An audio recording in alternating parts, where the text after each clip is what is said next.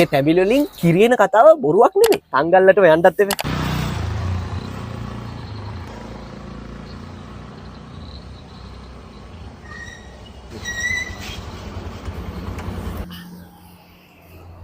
මුදලාලි කොහොමයි? වරදක් නෑ මල්ලි මාත් මේ ගෙදර යන්න කියලා හැදුවේ. තැඹිලි කීයයි? තැඹිලි ගෙඩියක් ඉතින් රුපියල් 150. මේ ජාම වෑවර ගෙඩියක් හොයාගන්න නෑ නෝ. කමක් නෑ. මේත් මද කපන්නද ගෙඩියක්? තැඹිලි නම් හොඳයි වගේ නේද? එහෙනම් කපනවා තැඹිලි ගෙඩියක්. දෙන්න.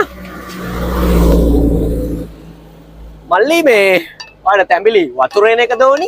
කිරියන එකද ඕනි? මල්ලි වතුරේන තැඹිලි ගෙඩි 1000ක් අතරේ කිරියන තැඹිලි ගෙඩිය තමයි බං සුපිරි තැඹිලි ගෙඩිය. මල්ලි මේ තියෙන කිරියන තැඹිලි ගෙඩිය. දැක්කනේ මල්ලි කිරි.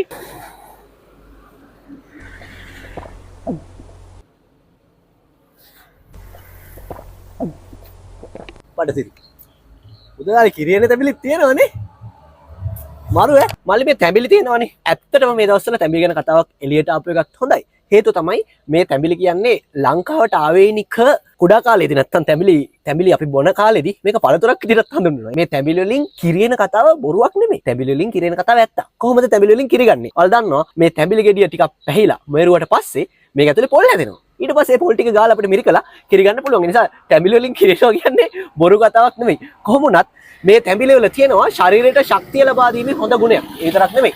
අපේ රුධිරයට කෙලින්ම මේ තැඹිලි එක් කරන්න පුළුවන්. යන්නේ සේලයින් වගේ හරියට. ඒ තරම් පිරිසිදු සහ අපේ රුධිරයට සමාන දේවල් ගොඩක් තියෙන දෙයක් තමයි මේ තැඹිලි වල තියෙන තැඹිලි වතුර. ඒ වගේම තමයි අපිට තැඹිලි වල ඉතිහාසය ගැන කතා කරද්දී කුෂ්ඨ රාජගල පැත්තටත් යන්න පුළුවන්. මොකද කුෂ්ඨ රාජගලේ නම් තියෙන අවලෝකිතේශ්වර බෝධිසත්ව සත්ව ප්‍රතිමාව කියලා මේ වෙද්දී අනාවරණය කරගෙන තියෙන්නේ. හැබැයි ඒකත් එක්ක බැඳිච්ච ඉතිහාස කතාවක් තියෙනවා. ඒ කාලේ රජ කෙනෙක්ට කුෂ්ඨයක් තිබිලා ඊට පස්සේ යාට හීනෙන් ඇවිල්ලා කවුද මන්ද තපසෙක් මෙතන මේ ගහ තියෙනවා. ඒකෙන් ගෙඩියක් අදලා බොන්නේ කියලා. එයා යනවා ඒ ගහෙන් ගෙඩියක් බොනවා. එයා ඒ බීලා තියෙන්නේ ඒ කුෂ්ඨය සුව වෙන්න තැඹිලි කියලා තමයි කියන්නේ. ලංකාවේ දේශපාලන ඉතිහාසයටත් මේ තැඹිලි සම්බන්ධයි. මොකද 1956 මැතිවරණයේදී බණ්ඩාරනායක මහත්තයා ගෙට ගිහිල්ලා තැඹිලි බීපු කතාත් අපේ ඉතිහාසයේ ඕන තරම් අහන්න දකින්න නෑ ඇත්තටම අහන්න තියෙනවා. ඒ නිසා මේ තැඹිලි කියන්නේ අපේ ශරීරයේ සුවය වර්ධනය කරන අපේ තරුණකම රැකදෙන අපේ ලංකාවටත් ආවේනික. ලංකාවේ විතරක් නෙමෙයි ලංකාවේ හැදිලා පිටරටට ගිහිල්ලා ලංකාවට විදේශ විනිමය ගේන මේ වගේ තැඹිලි ගෙඩියක් නිකන් පාරේ යනකොට දැක්කොත් ඉඳලා හිටලා හරි ඔයත් බොන්න මල්ලි.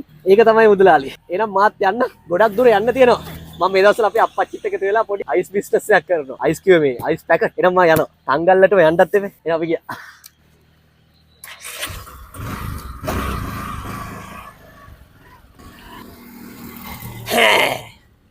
කිරි එන තැඹිලි. අපි නම් කයි මයියොක්කා කිව්වොත්.